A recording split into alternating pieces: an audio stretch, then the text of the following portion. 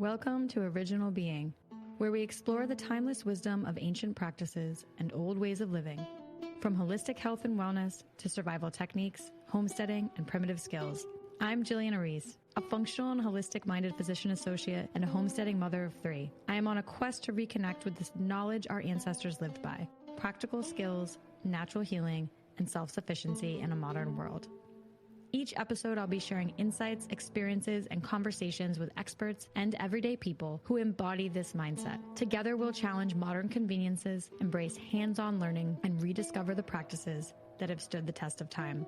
Disclaimer, the information shared on this podcast is for educational and entertainment purposes only. My opinions and those of my guests are solely our own and are not affiliated with any institutions, employers, or certifications. This podcast does not provide medical advice, and any health-related decisions should be made in consultation with your personal healthcare provider. By listening, you acknowledge that you take full responsibility for your own choices and actions.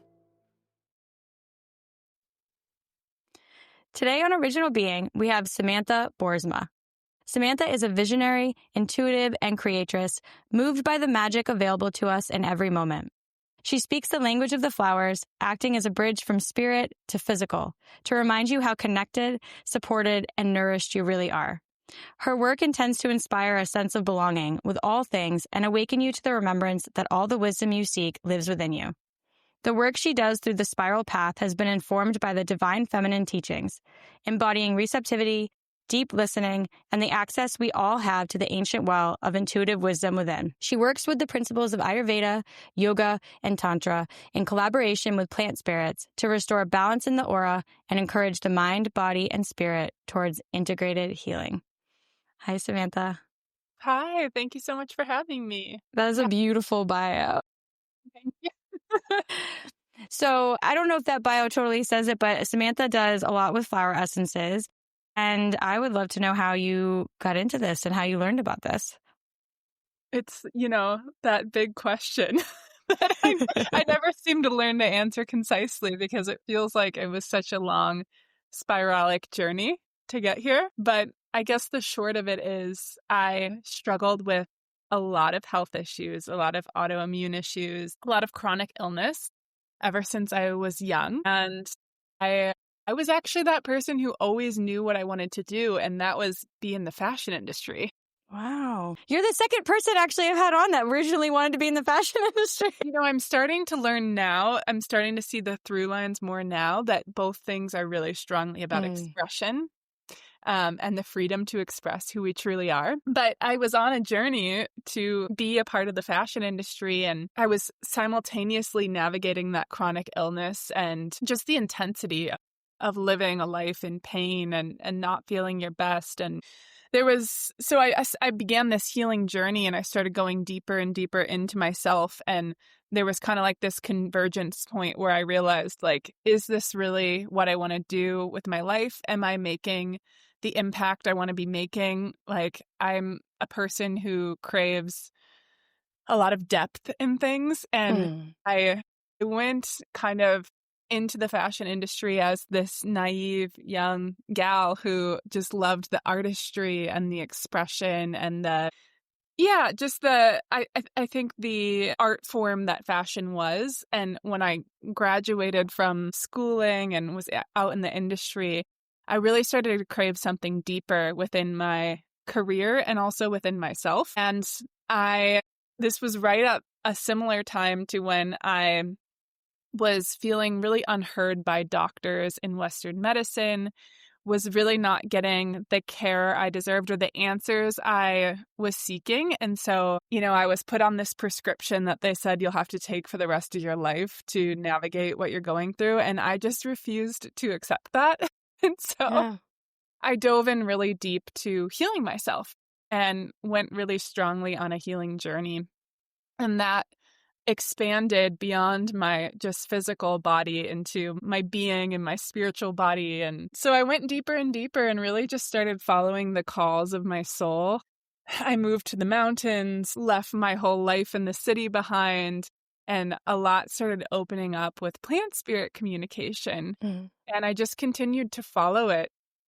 And when I finally moved to where I live now, which is the Blue Ridge Mountains in Western North Carolina, there was just this strong expansion of input from the plants. And I started knowing things about their properties that I had no business knowing. And they really just started communicating and speaking with me, and I started following their direction. I saw a lot of changes in myself through that work that were so powerful and unexplainable. And I felt like I was finally in a place where the people around me were speaking the language that I'd been speaking my whole life. And I was understanding why I'd always felt so misunderstood, because I spoke in this more subtle, intuitive, feeling sense, abstract way. And so I just kind of knew I was at home.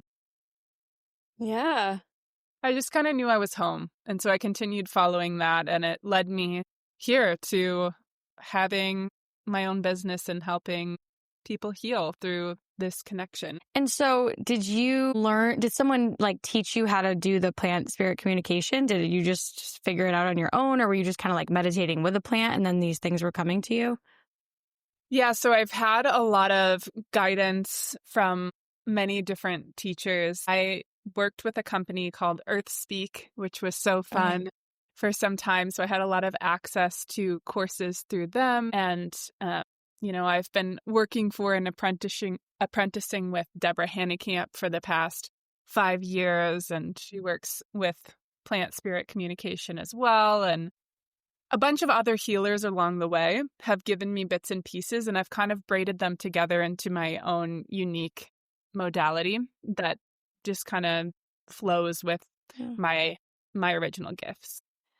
And I love that. I don't know if this is the name of a specific thing or if you just put this on your Instagram, but it's just like sensitive medicine for sensitive people. And that really speaks to me when you're talking about how you are like a more empathic, deeply feeling person, that some of these more like abrasive or aggressive forms of quote unquote medical care really didn't work for you. Do you want to talk about that a little bit more, what that means to you? Yeah, I think it's a really big part of the story. I'm struggling to fit it all in a concise way, but it's a huge part of the story. Growing up in, our school system here in America, really having to use kind of that logical mind, that masculine energy to get by in the world. And I did a really good job of like faking it till I made it. Like I'm able to speak that language. There were so many ways that I felt shut down by the world because they didn't understand kind of my more like free-flowing, empathetic, sensitive type of medicine. And I remember looking back on one of my college like SWOT analysis. We had to do a SWOT analysis of ourselves. And for my weaknesses, I put that I was too sensitive and that I was like too empathetic and all of this. And that's been a huge part of the journey. And I think that's why I was so drawn to divine feminine medicine, is because it invites us back in to reclaim that as a gift and stop trying to fit ourselves into this world that tells us something's wrong with us, and instead embrace these things that actually make us, they're our superpowers, they give us so much more awareness of the world. And so I think a big part of my mission has become helping other people who are sensitive understand how to work with that sensitivity. And flower essences are an incredible way to do that because they are such a sensitive medicine. They really work in the subtle realms. And if you're a sensitive person, whether you realize it or not, you probably speak the language of the subtle. You probably feel like the emotional charge of a situation or the energetic change in a person's demeanor, and that's where flower essences live and create change. This is really who this medicine is for. Those of us who felt out of place in the world and are really looking for the spaces that speak our language. And I love to say it's such a defiant medicine because this is really what our culture needs for balance, right? Is to bring in more of this compassion, this empathy, this sensitivity to how we're affecting our ecosystem, other people, all of this. And flower essences are defiant because they require us to go slow, to take a little bit, to not expect instantaneous change. And this is all against what we've been programmed to expect, but it's so, so needed. Yeah. And it's so different than like, I've talked about this a little bit where even with herbalism, sometimes people want the same thing like that they would get from a pharmaceutical. Like they're trying to just treat a symptom with an herb, get that fast result. And that's a much more slow and, different kind of medicine too. But flower essences are even more subtle. Like you were saying, like it's even more gentle and spiritual and yeah, you're not going to get that same kind of an effect. And you have to just really believe that there's something happening on a deeper level with this plant and with this essence. And I do want to touch a little bit on you talking about the people in society, because I found that there are some people who are deeply feeling, deeply sensitive, who are kind of stuck in high-powered jobs or like certain career paths or in a city or certain things that just are so not conducive with their being and their personality and them as a person. And they're so unhappy. And I look and I could see that person and say, oh, that person was meant to be out like in the forest. That person was not meant to be living in this particular life. And it's very sad that society tells us that those are not traits that are desirable, that we need these people. Absolutely. And so I love that you like found that, we're able to embrace that, we're able to realize that this is a different way of life that you're meant to live and it's not this path.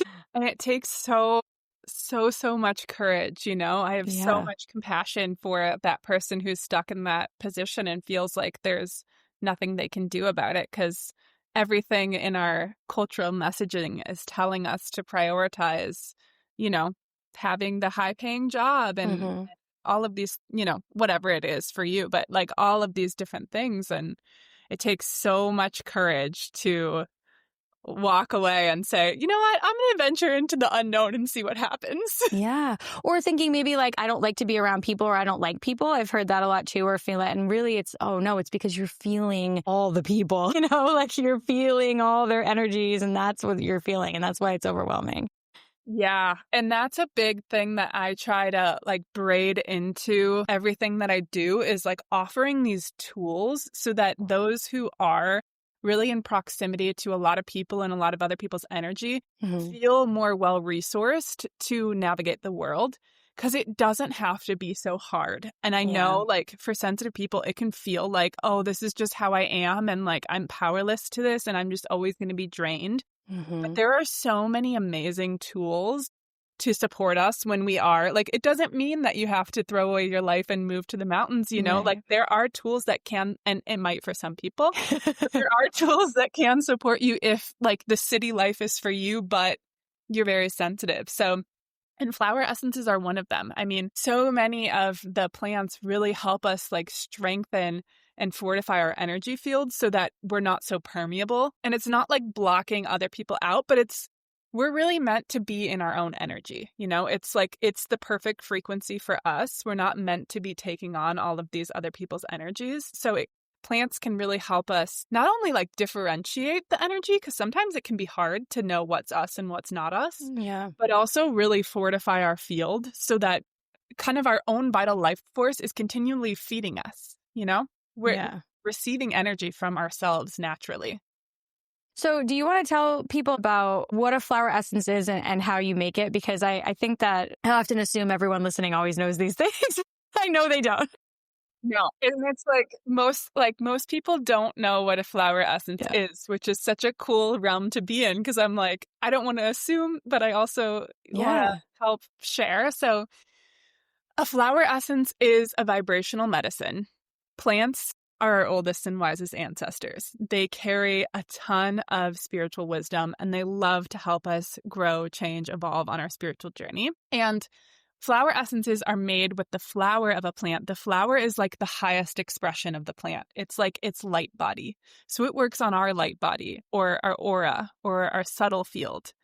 In that place is where like spiritual or emotional concerns kind of reside, So flower essences are taken like a tincture on a very subtle level, 3 to 5 drops up to 3 times a day is what I say. You'll find variations in that. But the point is that you take actually quite a little amount, and they're taken consistently to work on things like building our confidence or overcoming grief or healing the heart or healing from shock or trauma, things like this, or healing the mother wound, all of these spiritual, emotional concerns that oftentimes feel challenging to overcome with things like talk therapy or coaching or things like that. Like, flower essences are really incredible for things that you feel like you can't logical mind your way out of, Yeah. And the flower essences help you take another entrance into the unconscious or the energy field or the subtle body to create healing that exists beyond the logical mind. Like you do a meditation or like a visualization or a healing journey because it brings you into that place beyond the logical mind. You're in a different brain state and it's easier to create healing. Flower essences are the same way. And so you take the flower and place it in water in a crystal bowl usually, correct? Yes. Sorry, I forgot to answer that part of the question. That's okay. And so we are saying that the water is taking on the structure of the flower, or what's passed on into the water from the flower? So back to the flower is the expression of the plant, right? It's the light body. It's the highest form of expression that we have. So basically what we're doing is like encapsulating the flower's aura into the water. The idea is water holds memory. And there are tons of studies done on this in this day and age that you can look into. Veda Austin, shout out to Veda Austin. She's incredible. Like if you want to look at the intelligence of water. Write that down. Yeah, she's amazing. And so the water memorizes the frequency of the flower. That's then preserved and diluted before we take it. But then when we ingest that, we're ingesting that frequency. And plants are so wise and intelligent. And that frequency naturally shifts our own frequency in very subtle increments. So we're taking 3 to 5 drops 3 times a day for 28 days. And that by ingesting that frequency of the flower, we're changing our aura a little bit more, a little bit more, a little bit more every day until there's resolution in whatever spiritual concern we're seeking to shift. So that's the normal recommendation, like one specific or maybe more than one, but the specific flower essence is taken for 28 days. This is how I create my blends. There's a huge kind of spectrum of advice out there. And also your intuition is so important in this. If you take a flower essence for 28 days and then that issue still feels present, then you should continue on that protocol.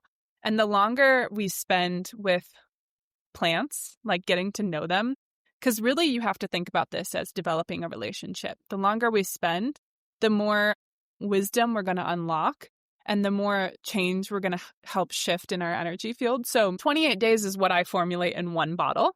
And that can be good a lot of times, but it can really vary. I always say, like, think of a human to human relationship. The first time I'm meeting you, I'm going to tell you some very curated surface level things that I want you to know. But then as we know each other for a year, you unlock, so much more of my backstory or the wisdom I have to share or whatever it is. And I always tell people, when you're ingesting a flower essence, approach it as I'm creating a relationship with this one plant or the plants in this blend. And I'm creating this intentionality in my day every day to open myself up, to listen, to receive what it is they have to offer. And that you could work with one flower for your whole entire lifetime and learn so much and change so much. And honestly, probably like heal most of the things you're trying to heal with just one flower because you're developing that deepened relationship. Wow. I love that so much. And I love the idea of the flower essence is just a way to get to know that plant better too. Like another, because there's all different ways of like, you can journey with them and you can sit with them and you can ingest them. To also say, well, now let's take that flower essence as like this other part of just really getting to know this plant is really neat too. That's another big thing I love to kind of promote within my work because, the whole premise is that there are already plant allies around you waiting to help you heal, And this is what I do in my flower readings. I help just show people that there are these allies around you waiting to help you heal. Here are some of the messages that I'm receiving, but like, this is something that you can develop equally as well as I could. It's just time and listening and attention. Like, I don't have any special gift that someone else doesn't have.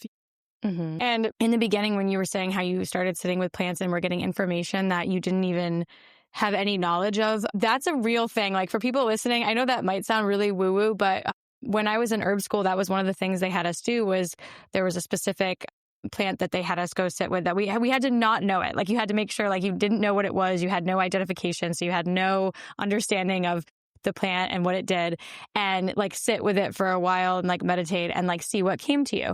And so we did that, and everything that came to me then after you go back and like read about it and find out what it is was 100% accurate.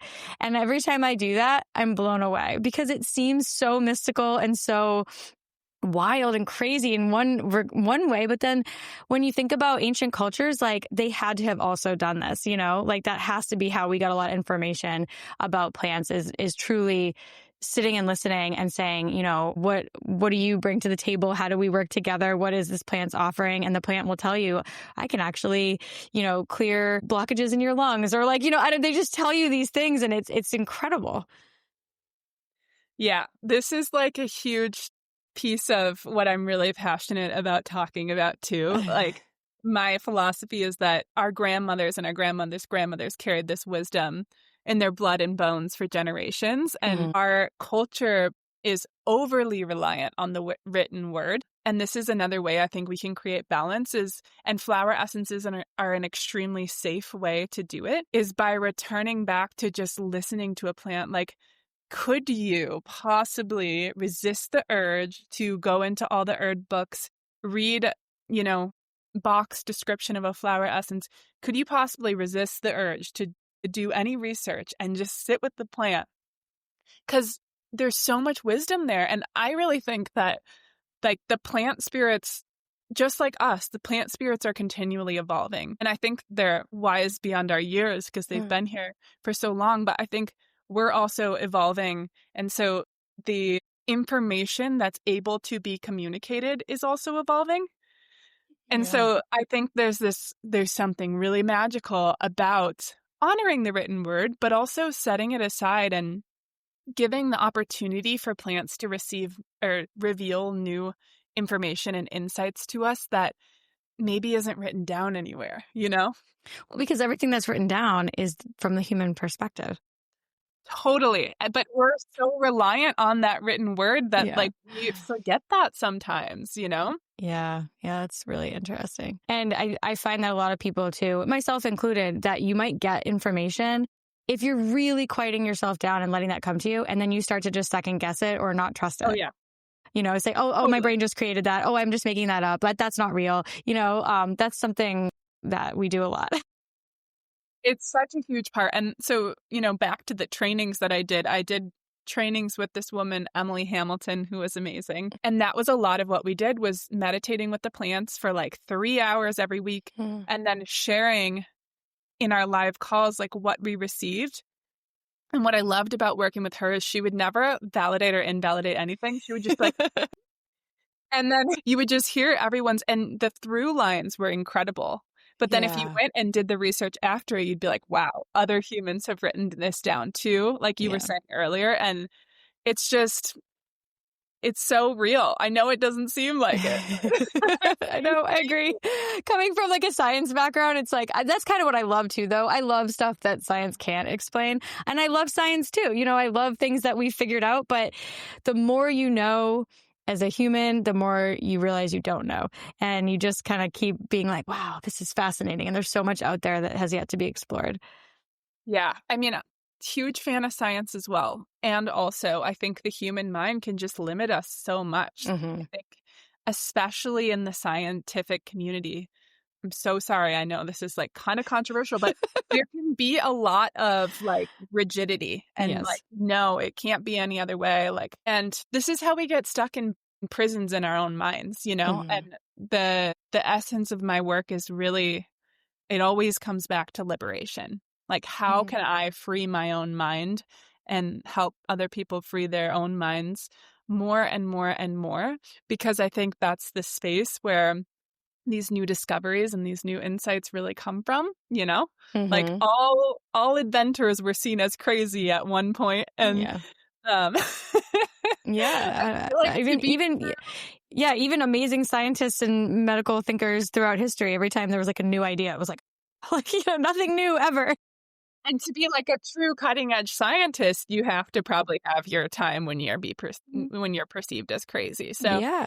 I think that's just like such medicine for our moment, like balance for where we're at in society. I want to talk more about frequencies.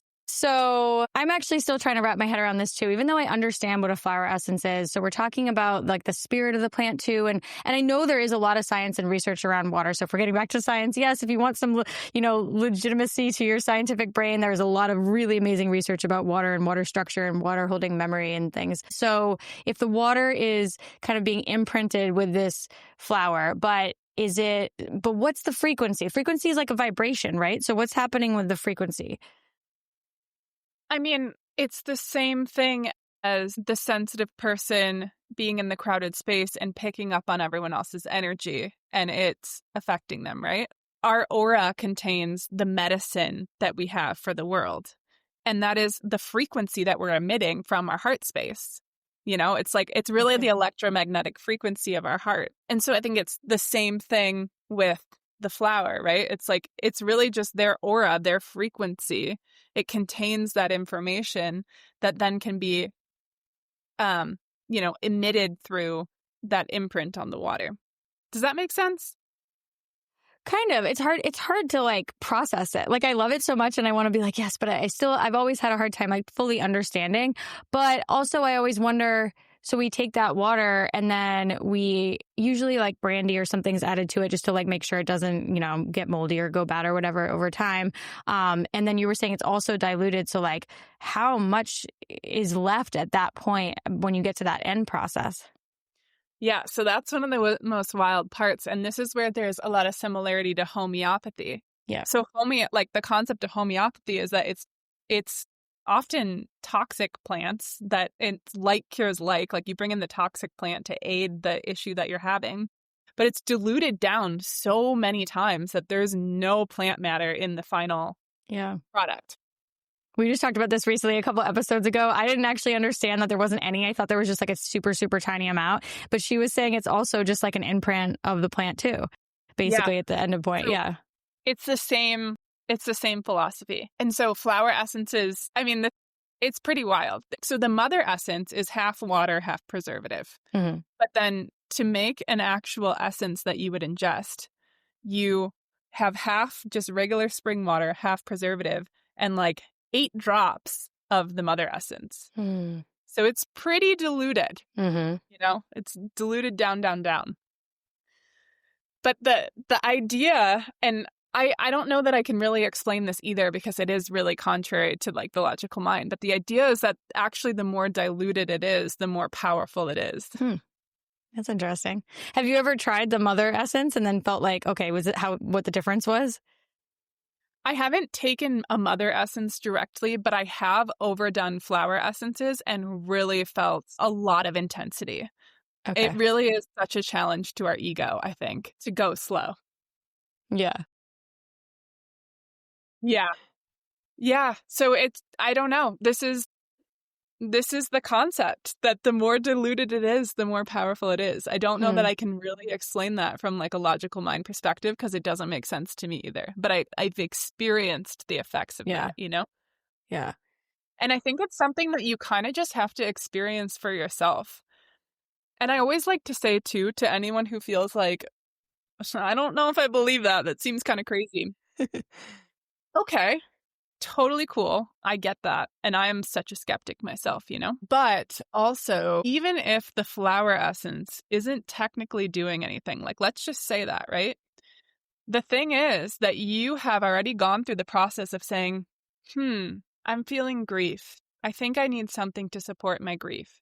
You've bought a flower essence. Now you've made a ritual in your day, every day, 3 times a day, to intentionally acknowledge your grief. And you've probably reflected about your grief beforehand. And then when you're finished, you're going to reflect about, how has my grief changed since I started taking this? So even if the flower essence is not actually physically affecting you in any way, you are directing your intention towards healing and creating a ritual towards healing. And that in itself, I think, is extremely powerful. Yeah. I was thinking of something like that earlier, where more along, again, connecting with the plant, even if you don't believe that the imprint is in the water, if you're like intentionally connecting with that plant every time you're taking that essence, that's a whole other thing. You're almost like calling in the spirit of that plant every single time. Exactly. And like a lot of the work that I do in the one-on-one readings, it's plant spirit communication. And so really that's what it is. It's like intentionally calling in the plant spirit and opening up to the wisdom it has to offer. And so that exactly right. Like that's then what you're doing. Yeah. Yeah. That's nice. It's really a beautiful practice. So I noticed you also use the crystal bowls. What is that doing when you add that into the process? So I think these are the bowls that I've been using lately are bowls that have been created by someone I love, Stacy of Kindling by Stacy. And I think because flower essences are such a subtle, sensitive medicine, there's so much intentionality that goes into every part of the process. Because if you're thinking about this, like the water is taking the imprint of the flower. The water then has the ability to take the imprint of all the energetics of the situation, right? So if you've accepted that about the water, then the water is very sensitive. The water is also taking on my energy because I too have an aura that's engaging in this process. So then if a crystal bowl is a living thing made of quartz crystals, it's taking on that energy as well. And so for me, that is a tool to just amplify the energetics of the flower, of the creation of the flower, of whatever moon and stars we're engaging with at that time, of the space that I'm creating in. All of these things really matter to the medicine making process. So the crystal bowl is kind of amplifying all of that, and just it's really holding like a pure space for that creation to occur. I don't know if you work with crystals at all, but quartz has just a very like clearing, clarifying, amplifying, just neutralizing, beautiful energy. Yeah. So that's why I love it for essence making. And when you do the singing of the crystal bowl, do you think that makes the flower essence more powerful or pulls something more out of it because it's also like vibrating the water so intensely? Yeah. So if you go even deeper into the studies of like the intelligence of water and the structure of water and all of this, really strongly affects the structure of the water. And so we're like activating and amplifying the living properties of the water, and that healing energy of the sound is then infused in the essence as well. So yeah, it's really so cool. much intentionality in the medicine making process. And it's really about like just adding support to the plant's wisdom in any way that we can, and just kind of creating like a clean blank slate for what we're putting into the water, if that makes sense. And I would imagine the quality of the water really matters for this too. Do you like get like fresh spring water? I know you said spring water, but like if someone just wants to make their own flower essences, where would they source really high quality water? Yeah, so the ideal is water. I am lucky enough to just live in the mountains and my water is spring water. So I'm so grateful for that. And just, as we're talking about the medicine making process and how important every aspect of it is, it feels important to name the land that I live on and this place that I call Fairy Mountain that's built atop like all of these quartz crystals and mica, and it's just so abundant with butterflies and just beautiful growing allies all around. But I, if possible, would recommend getting water directly from a spring. Yeah. If not possible, really your intention is the most important thing. So if you need to get a different type of water, if you imbue the water with your love and your belief and your grace, like all of these things help change the structure of the water in a positive way. Yeah. And again, like, please look into Veda Austin's work. It's so incredible. Yeah, I'm excited to look it up. But that's true. I mean, they've done studies just on people talking to plants, singing to plants. They grow better, they're healthier, all those kinds of things too. So it makes total sense that would happen. That's really neat. I love also, so I would say if you're not making your own flower essences and you're purchasing them from someone, then the person you're purchasing from, it would be very important, because you were saying how your aura and all of your intentions and things that are going on in your life are also, going into that.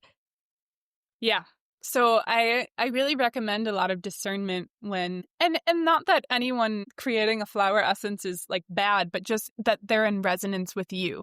That it feels like a good match for you.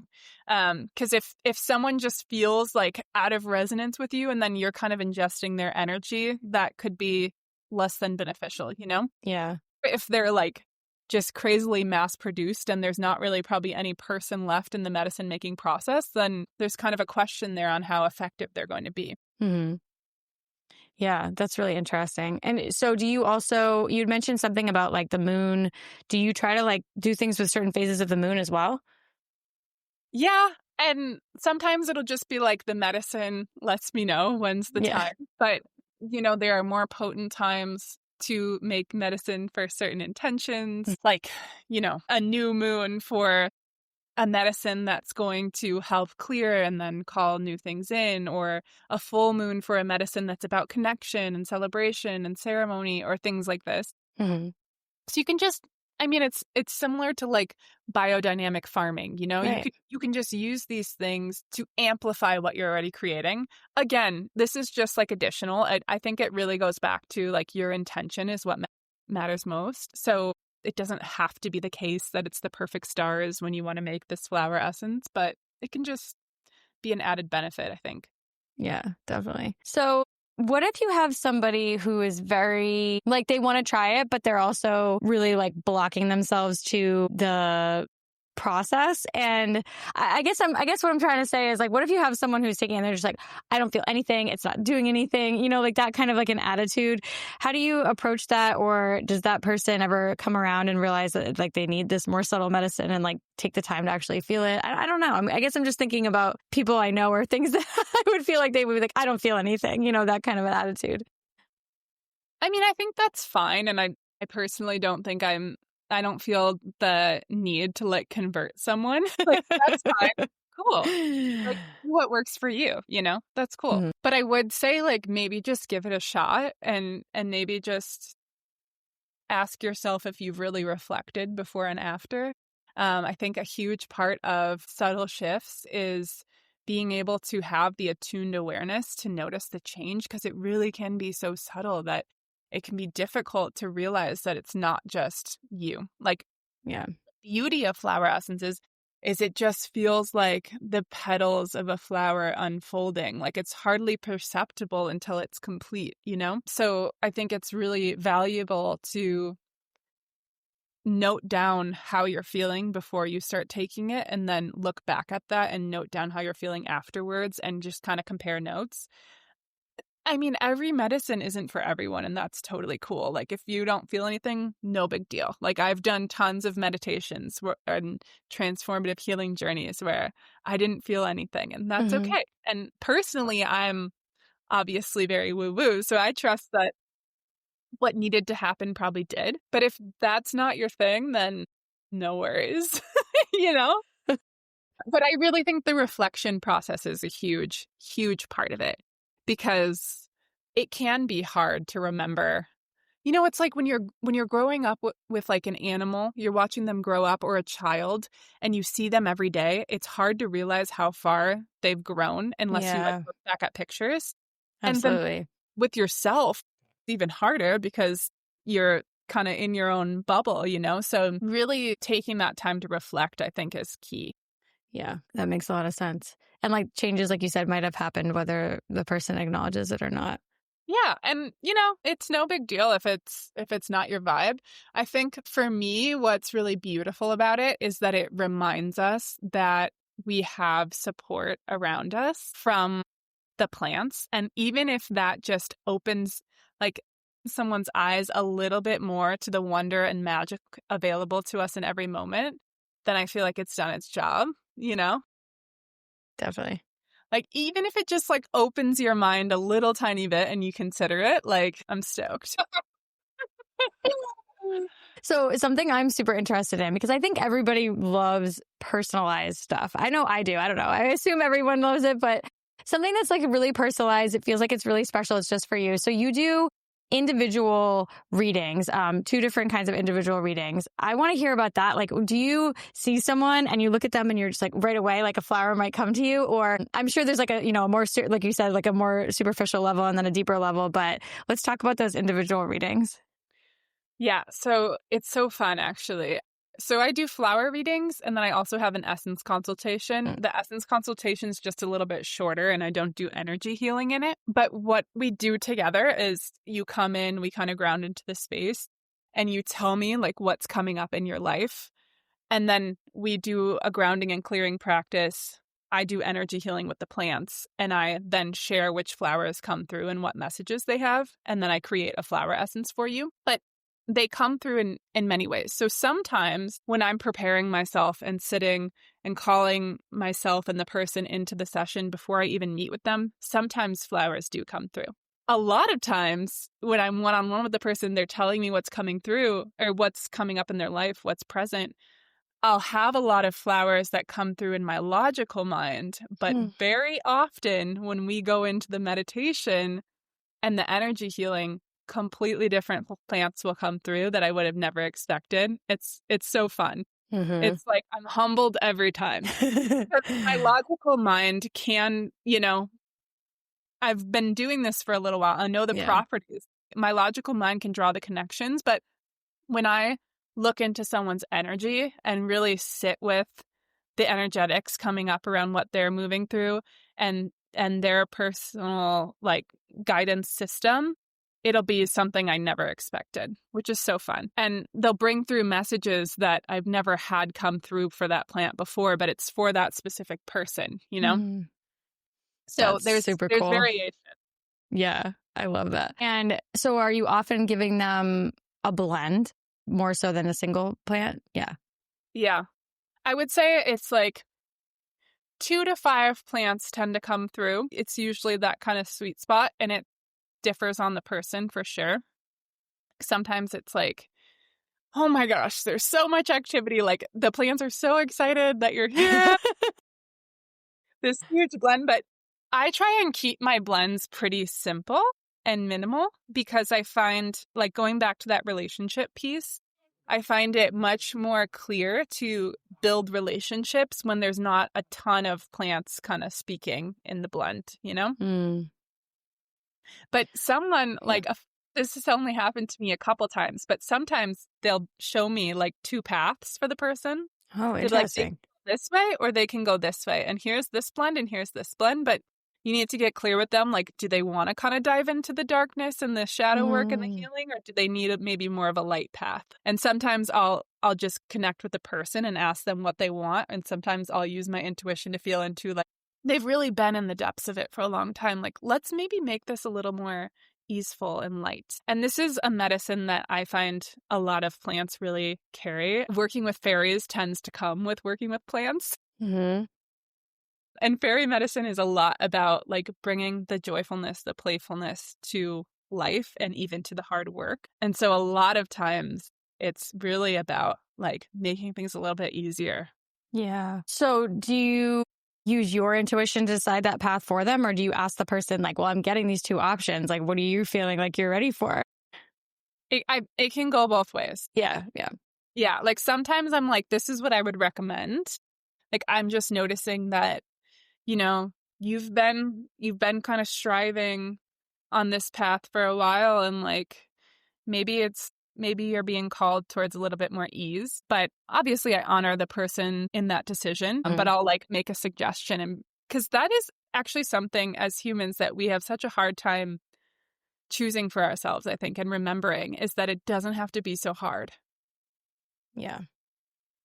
Like we have a tendency to like punish ourselves or we can be, especially I find people in the healing world, like you start on this journey because you want to, like a lot of times it starts with self-improvement, right?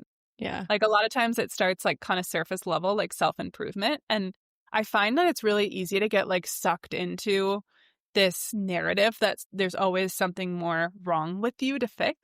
Mm-hmm. And really healing is about helping us. And a lot of times our intention coming into it is helping to experience the beauty and the joy and the pleasure of life. But we like lose that plot along the way because we get so caught up in fixing ourselves. And so a lot of times, like what creates balance is remembering that it doesn't have to be so hard. Yeah. Or like giving yourself permission to enjoy that, to like enjoy the beauty of life and take a pause. That's hard. That's hard for me, like it's hard for me to say like you have permission to like not be go every second and like do It's all so these hard things. for us. Yeah. There's so many flowers that can help with that. And I feel like, yeah, that is oftentimes what we're seeking, right? Like to actually be able to enjoy the enjoyable times. Yeah. I think you just speak so beautifully to specific plants too. And I'd love to have you kind of maybe like, it doesn't matter how many it is. It's kind of up to you. But like if there's certain plants that just are coming through for whatever reason, and then like tell me what's coming up for you and what they're saying. It doesn't even have to be like a context. I just what you're feeling into. Okay, I'll share what has felt present for me and the collective lately in terms of plants that have been coming through. So one that has been really making itself known this year is Angelica. Mm. And this plant is so beautiful for not only, its namesake, like bringing us closer to our angels, bringing a sense of peace, grace, joy, ease into our lives, but especially when we find ourselves in having a really hard time with like earthly concerns, which I feel like is a moment in the collective right now. Like I feel like we're all kind of like, ooh, this feels really dense. This feels really dark. This feels really heavy. And I feel like Angelica has been coming in lately to help create this sense of balance and remind us that, I mean, it really goes back to what we were just talking about, honestly. It's like remind us that there can still be beauty, there can still be pleasure, there can still be play. And just because there's so much suffering doesn't mean that you need to be suffering in every moment. Yeah. And actually, like what helps lift that up and bring balance to that is engaging with the joy and the beauty and the wonder. And you're not doing something wrong when you're doing that, That is such a good point. Like when you look at all the suffering in the world right now and how everyone's like, especially if you're an empath, and then feeling like, oh, well, I don't have a right to have joy or have pleasure when like so many people are hurting in the world. It's so hard to allow yourself to feel okay with that. So that's a beautiful like insight that, no, we need you to bring that into this. Like you're allowed to feel joy. Please do. I think it's like such a narrative that we can get so sucked into. And there's like, it's actually, yeah, it can really like bring us down. And if we go back to frequency, like it's actually really important to, and I know this is gonna like, I hate to say this because it can be really triggering, I think, but it's actually important to hold that frequency if you can. And it's not by any means to bypass what's happening in the world, Right. Get out there, take action, do what you can. But, the more we can liberate ourselves from these systems that are weighing on us so heavily, the more we can come up. I mean, this like really ties everything that we've talked about together. The more we can come up with these innovative solutions for real change and not just repeat cycles. It's time to break the cycles, break out of what's keeping us stuck. And unfortunately, it really takes cultivating that kind of higher frequency to be able to do that. I hate speaking about it like that because I know it's going to be triggering to say in that way, and I do not mean it in a bypassing way, but I just mean it gives us a higher perspective to create something that hasn't been created before. Yeah. Well, I think about this all the time. I mean, we've all experienced this where you get kind of stuck in like a negative mindset, or maybe things aren't going right for you in your life. And then it just starts to compound, like more bad stuff. It's almost like you're manifesting negative energy, negative things in your life without even meaning to, because you're just kind of stuck in that negative mindset. So like if you're doing what you're saying too, and you're able to keep bringing that joyful energy, keep bringing that, even if there are horrible things happening around you, it's going to keep spreading. The next person's going to feel it. The next person's going to feel it. It's going to keep amplifying. So yeah, we're not bypassing anything. You're helping bring more good into the world, even if you can acknowledge what's happening that is sad and hard and awful, and still put this positive energy out into the world. You're still doing good. You're doing something. Yeah, it really does make an impact. I know. It's it's hard to talk about in a way that doesn't feel entrenched in just languaging that's been kind of, I don't know. Anyways, moving on. Another plant and really on the same vein too, another plant that's been coming through for me lately and for the collective is borage. Borage is really beautiful for the really heavy, dense blue times, especially when we're stuck in those loops of depression or hopelessness or despair. Do you know the flower borage? I have so much of it here. Cool. So it looks like a star. Once you grow it, it never leaves. Right? It's so abundant and it's so luminous. When you look at it, you feel the frequency so strongly. It's so luminous. Mm-hmm. And it looks like a star, right? And yeah, it's beautiful. And I love how the flowers change colors. It's so magical. I love it so much. Yeah. It brings this star energy, almost this North Star energy, to help guide us back to the truth of our being, guide us back to love, optimism, hope. You see the North Star in the sky on a dark night as a traveler back in the day who didn't have light or anything to help guide your way, and you have hope that you will find your way. And I feel like borage is bringing through this hope for humanity as well, that we're gonna find our way, that we don't, and it helps us overcome those sticky mental traps that we get stuck in that we were just kind of talking about too. Mm-hmm. And then one more plant for you that has been coming through a lot for months, is maybe years now, is calendula. And calendula is helping us right our relationship with giving and receiving. I find this to be especially powerful for women because I think so many women have a really hard time with receiving.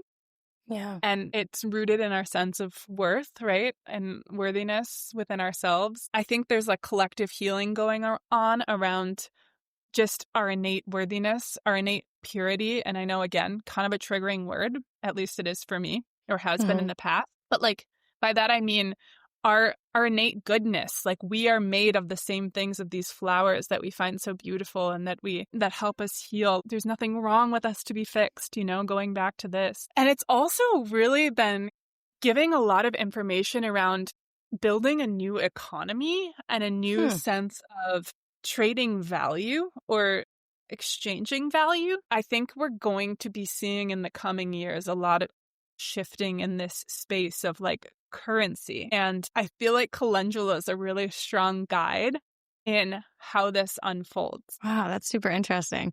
Because from an herbalist perspective, and of course, I haven't worked with calendula energetically, but I'm just always thinking soothing, healing skin, kind of stuff like that. I'm never thinking of it on another level. So that's just a really cool insight. And it is so soothing in the energy as well. Very soothing for the hearts, very just soothing for the entire energy field, very brightening, just so happy and so abundant. Yeah, so happy. And I feel like it's really helping us. It's helping bring us back to these systems of exchange that feel really abundant, that feel like they reflect the earth's abundance and the earth's sense of providing for us.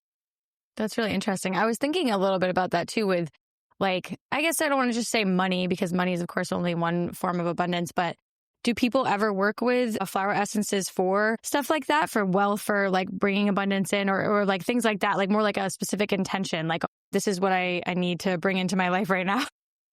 Absolutely. So I have a blend called Prosperity Codes. Oh yeah. And it's calendula, apple blossom, and lunaria. And that is the yes, that's the surface level intention. And then the secret, deeper intention is to release the programming within us that stands in our way. And I don't want to, again, another kind of triggering conversation to be money's just energy and there's something wrong with you that you can't attract it, Mm-hmm.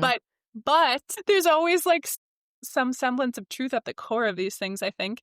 And I think a part of it is like deconstructing the scarcity programming within ourselves that comes from our society and the way that it's set up, and just these kind of thought patterns that we've taken on that it has to look a certain way and be a certain way to get us to a certain place or whatever it is, you know? Right. Just those money mindsets, and sometimes they're like subconscious. Yeah. And I think with flower essences, absolutely they can be used for intentions like this. What they're always doing is actually deeper, and it's really always taking off all of the stories, projections, judgments, programmings, identity constructs that we've placed on ourselves by being in the world. This happens to all of us, removing those so we can get back to like the very core of ourselves, you know, the love at the center of our hearts, to be real, you know, cheesy about it. But it's really in essence what they're all doing is taking away what's keeping us from arriving at where we want to arrive. Yeah. Oh, now I just want to go outside and make some flower essence. And I have Angelica too, although my Angelica didn't do well this year. It kind of struggled because it's like been weird weather. I'm in Maine, so it's like it was really, really rainy, and then it got really hot and dry, and it like as it started to flower, it just got too dry and then kind of like dried out and right away. So it didn't do well this year, but my borage is rocking it in multiple places. So magical. So maybe I just am supposed to, you know, interact with borage right now. Yeah, and I mean, if the Angelica plant is still there, like it really still carries that essence, even if you're not engaging with the flower itself, you know? Actually, can we just talk about marshmallow a little bit too? Because my marshmallow is also really amazing. And I think herbalists often are always just thinking about the root of the marshmallow plant. And there's so much more to it. And it's such a beautiful plant too. And I saw you had said something about it. So I just wanted to ask you about marshmallow. I would love to talk about marshmallow. I love her so much. Oh my gosh. Such a beautiful plant. Like, I was so happy. This is my first year growing it in my own garden. And I was so happy when it bloomed. But it carries so much magic. We know that marshmallow is a demulcent, right? In herbalism. Yeah. Like, do I got my herbalism language correct? Yeah. So this unctuousness in the body, right? And it does so in the aura as well. I like to say it's kind of like the, you know, the sac that we're in the womb. We're very protected within that watery fluid of the womb. And marshmallow creates a similar energy around us. It's very much like this divine mother energy, just gentleness, sweetness, like let me take you to my breast and nourish you, you know? But it also really opens up the crown and communication on a spirit to spirit level. I find a lot of times these two things are associated, and I think it's because marshmallow also helps us in times of transition. And I find times of transition, grief, life changes, all these things are very sensitive times. And it seems like the flowers that tend to work in these times also tend to create protection in our energy field, which is really cool. Because really cool. I think we can be very open in these times. We feel very raw, you know?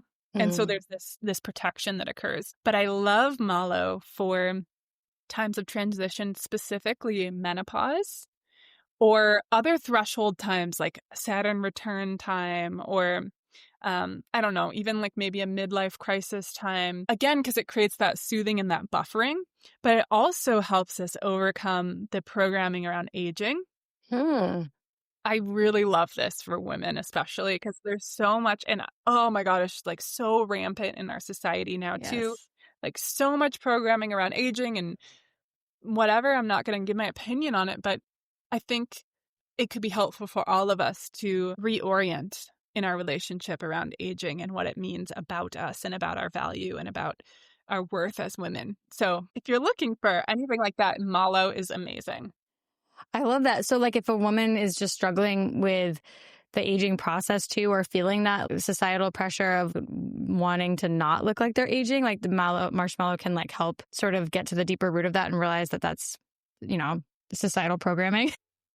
Yeah. And you know what's so cool is it brings this vitality to our skin. It brings this unctuousness to our body, which is which is anti-aging, right? Yeah. But on an energetic level, what it does is it reminds us that we can keep the youthfulness of spirit and deconstruct these ideas that by becoming older, there's something wrong with us, or we're not as worthy anymore, or we're not as valuable, and remind us that through aging is how we gain valuable wisdom and, become like these true matriarchs of our society who people can come to for insight and advice. And there's just such a beauty in that, Yeah, So absolutely.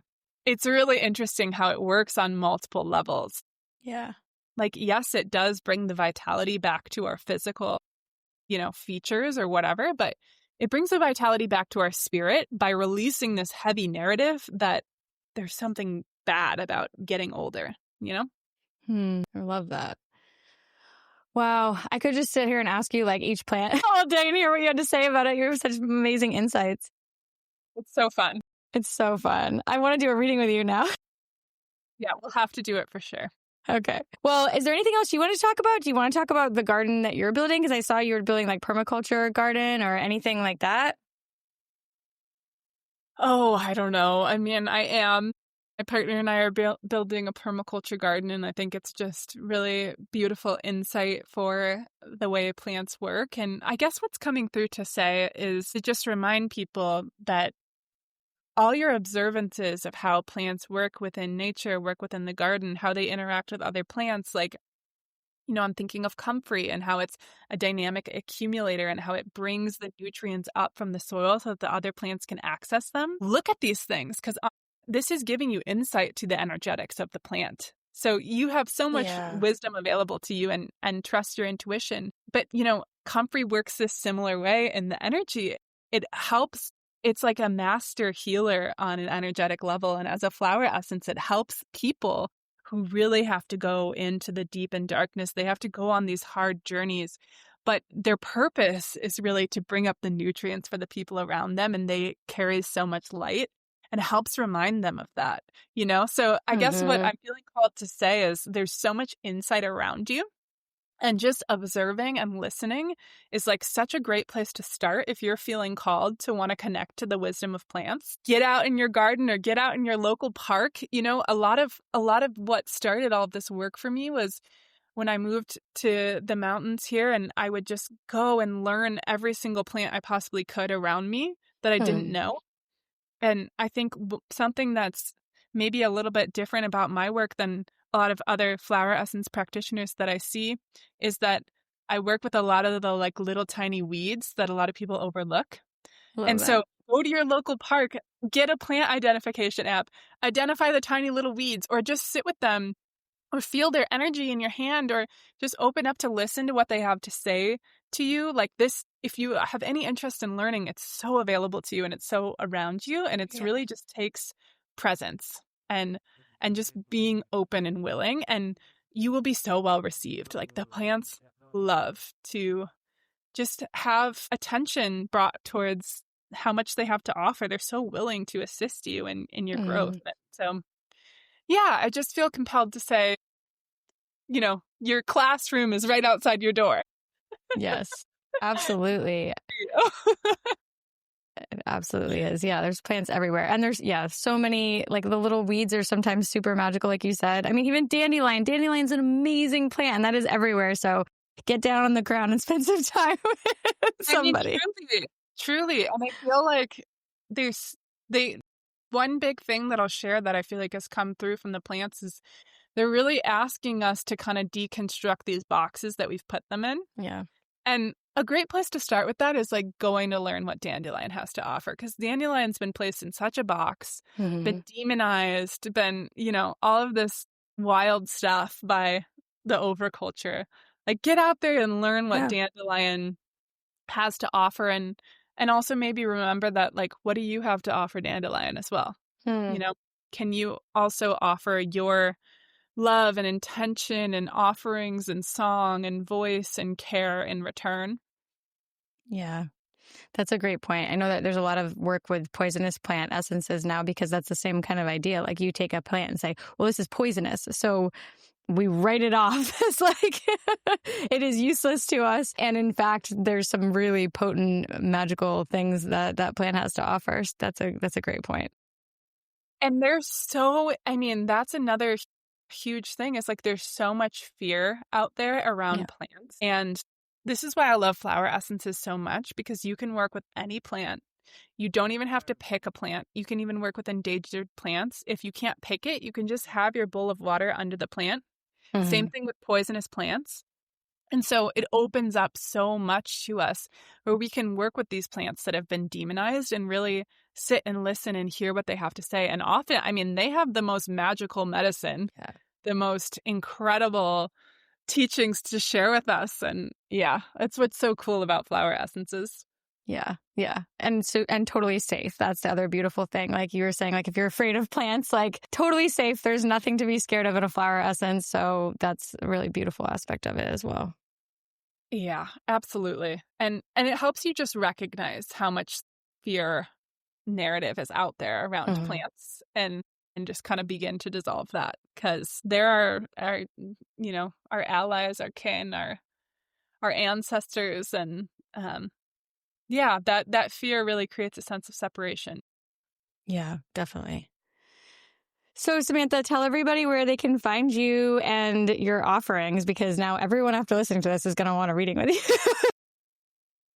I would love to meet anyone. You can find me at thespiralpath.love. That's my website. And then my Instagram is also thespiralpath.love. Easy, consistent. I have my 45-minute flower readings or just 15-minute essence consultations. And those are really magical if you just kind of want to get down to business and create the flower essence that's right for you. Yeah, that sounds awesome. Do you have a couple of retreats coming up, or a retreat? I thought I saw something like that too. Yeah, so I'll be at Mama Medicine's Element Retreat in Italy in just a few weeks. Oh my gosh, amazing. And a friend of mine here in Asheville who makes elixirs, Rose Rooted, is offering a 2-day camp out and community event called Svatinja Sanctuary. That's going to be in Old Fort, North Carolina, if anyone's near Asheville. So that'll be magical. Come out, have all kinds of healing services, and just like connect and make community. I'm going to make a custom flower essence for her community that's all about fellowship and just building that sense of connection. So it'll be really fun. That sounds awesome. Well, thank you so much. You are awesome. And I don't know, maybe I'll have you back on another time, because I want to ask you so many more questions and so many more plans. All right. Thank you. Thank you. Bye. If you enjoyed this conversation, please take a moment to leave a review. In that review, I would love to hear what topics you'd like to see covered next and which guests you'd love to hear from in future episodes. You can connect with me on Instagram at Original Being Podcast, and be sure to follow, like, and share the podcast on all platforms to help spread the word. Thanks for listening.